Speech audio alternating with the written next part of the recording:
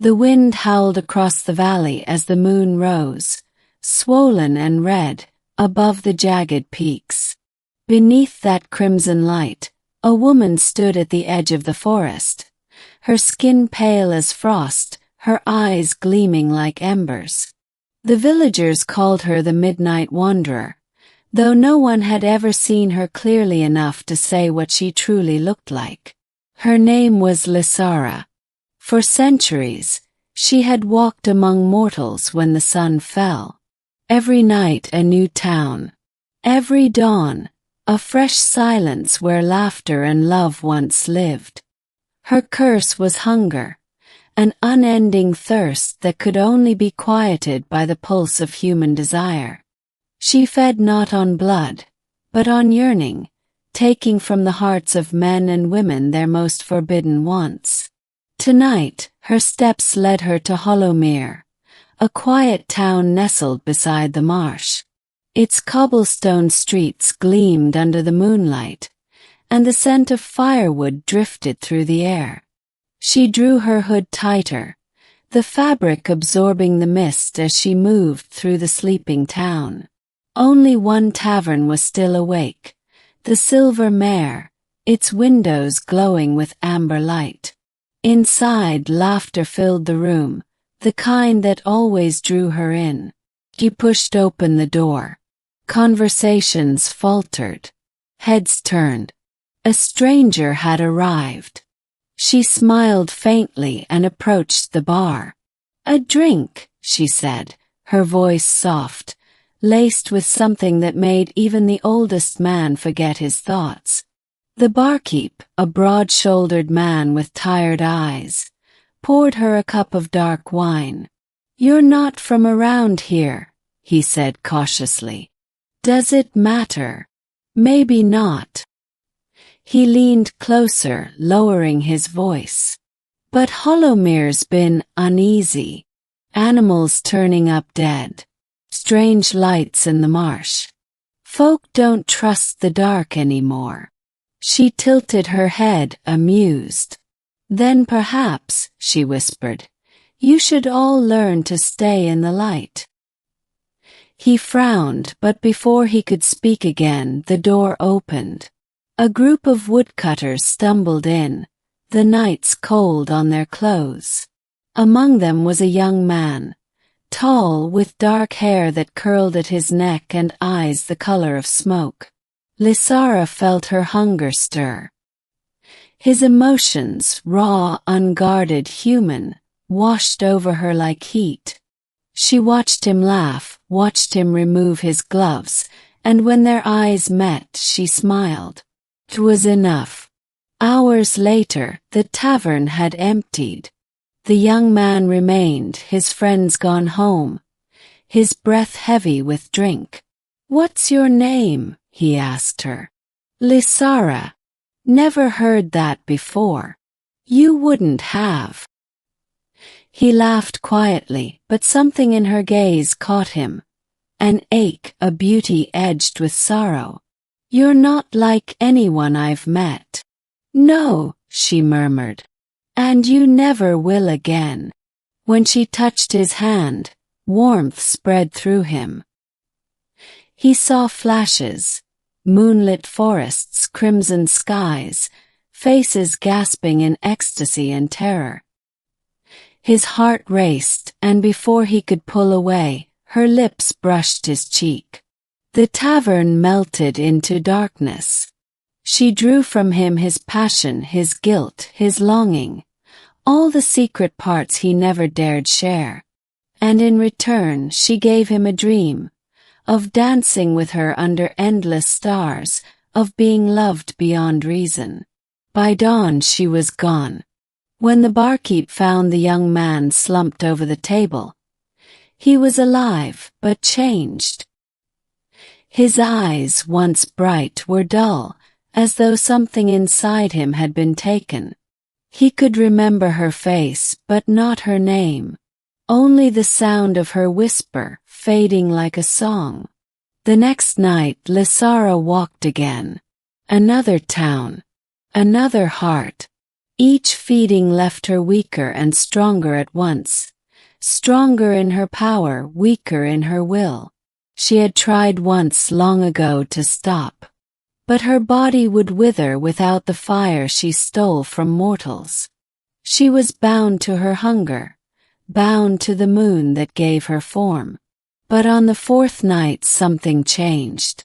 She arrived at Windrest, a town surrounded by wheat fields glowing silver in the moonlight.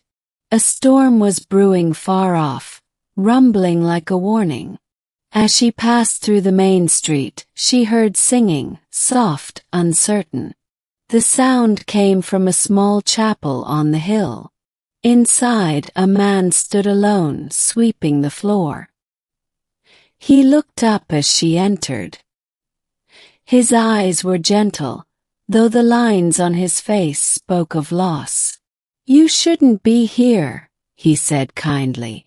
"The service ended hours ago. I'm not here for prayers." "Then why come?" She hesitated. The answer surprised her. "I don't know." The man smiled faintly. "Then stay a moment. You look like you've been walking a long road." She did. He brought her water. They talked. His name was Elias, a widower who had built the chapel himself after his wife's death. He spoke not with desire, but with compassion, and it unsettled her. When she looked at him, she felt something she hadn't felt in centuries. A stillness. "You believe in redemption?" she asked. "I believe no one is beyond it," he said softly. Her throat tightened. "Even those who cannot stop hurting others?" "Yes," he answered. "Even them." Lysara turned away. She could feel her hunger gnawing, the moon calling. But she couldn't feed on him. His soul shone too pure.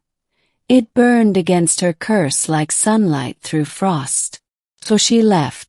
That night, she could not bring herself to feed. Her reflection in the water showed cracks along her skin, veins of shadow creeping up her arms. She fell to her knees, gasping as pain tore through her body. The curse demanded its due.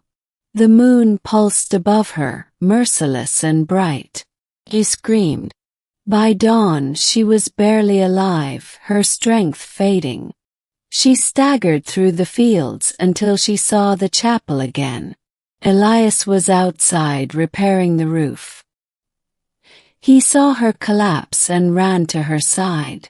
"Lysara!" She flinched. "Don't touch me. You're hurt." "I'm dying," she whispered. "And I deserve to."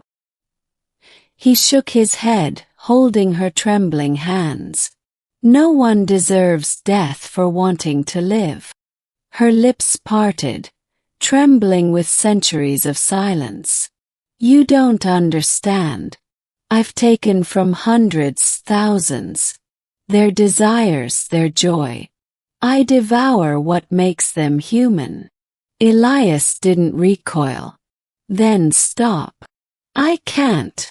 "Then let me help you." She looked up, her eyes red as the moon. "If you help me, you'll die." He smiled sadly. "If it saves a soul, I can live with that." When night fell, the storm broke. Lightning flashed across the valley. Elias led her inside the chapel as thunder shook the walls. "Tell me what to do," he said.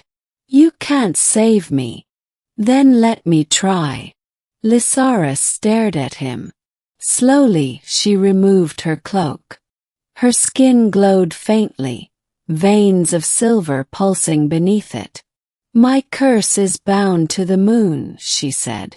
"If a mortal freely gives what I take, without fear, without desire, it will break the cycle." Elias nodded, though his voice trembled. "Then take it." "No. You must offer it." He took her hand, pressing it to his chest. Then I give you my light." She felt his heart beneath her fingers, steady and human. A warmth flooded through her, different from hunger, deeper than pain. She wanted to stop, but the spell had begun. The chapel filled with blinding light. When it faded, Elias lay still, peaceful. And Lysara, she was weeping. Her body felt weightless, her hunger gone. For the first time in centuries, she felt human again. At dawn, the villagers found her kneeling beside him, her hand clasped in his.